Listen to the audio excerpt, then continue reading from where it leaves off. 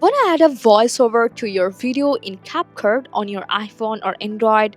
For that, you have to open up your CapCut, start a new project, or select one you have already worked on.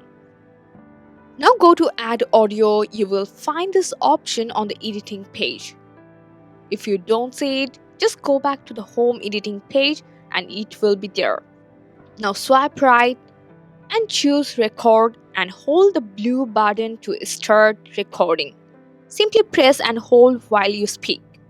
For enhance your voice if needed, use Enhance to make it sound clearer. Try clean up noise to remove background sounds.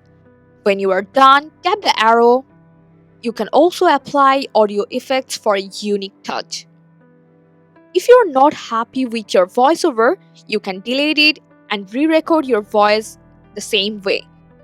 Once you are done, confirm your voiceover, play it back to check everything okay, then position it as needed. Export your video and save it to your gallery. And that's it. I hope this guide helpful. Like the video and subscribe for more tips.